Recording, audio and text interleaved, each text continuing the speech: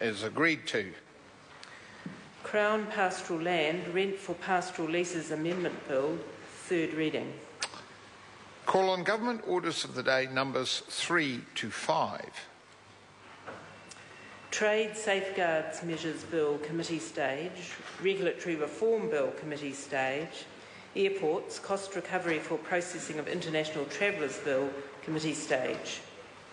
I declare the House and Committee for consideration of the Trade Safeguard Measures Bill, the Regulatory Reform Bill and the Airports Cost Recovery for Processing of International Travellers Bill. Mr. Chairman. Mr. Speaker.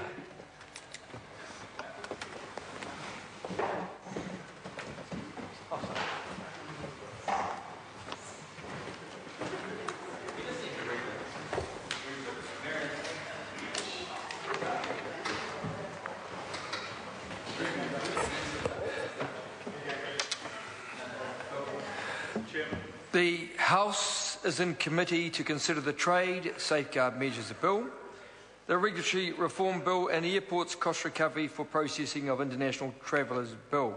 Members, we start with the Trade Safety Measures Bill. The question is that Part 1 stand part. Mr. Chair. I call the Honourable Member John Hayes. Thank you very much, Mr. Chairman. It's a pleasure to Order. Order. Mr. Chairman, it's a very great pleasure to stand this evening in the House to speak on the Trade Safeguard Measures Bill, put forward under the careful leadership of our Commerce Minister, John Banks. Mr. Chairman, I'd just like to make a couple of introductory remarks before my comments. The only way New Zealand is going to move forward satisfactorily is to earn more money than it spends. We've got to be very careful to keep our debt below 30% of GNI.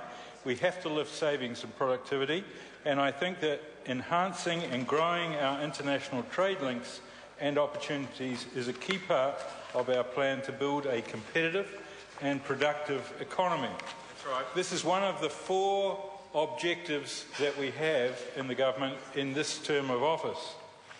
Mr. Chairman, when you open the door to free competition and you drop your borders, as we have in New Zealand and we're asking every other country to do, there is a risk for small companies throughout the country, but particularly in my electorate. I think of someone like Metalform in Dannevirke, who is in the manufacturing area, that they can be flooded by items imported and perhaps dumped in this market.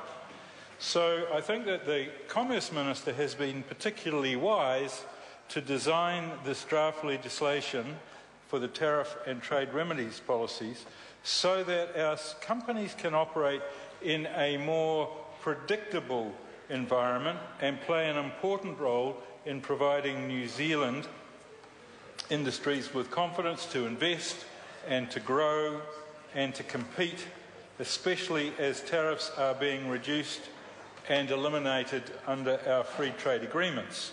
And these agreements are going to grow, and the government, I know, has plans for at least 28 trade missions in this term of office. One of the issues that I would like to address to the Minister, to the Minister and the Chair, is the question around that part of the legislation that gives the Minister of Commerce authority to impose a provisional and then a final safeguard duty without taking it through a lengthier cabinet process. And I'd be quite interested to ask the Minister if he could please outline and specify the individual considerations which he would be taking into account when determining if a safeguard duty is in the public interest. And I'd be interested to know, Mr. Chair, what sort of considerations the Minister will take account of in that process. Mr. Chair, I really support this legislation. I think it's excellent, and I think our Minister has done a good job leading us through this process. Thank you. Honourable Phil Goff.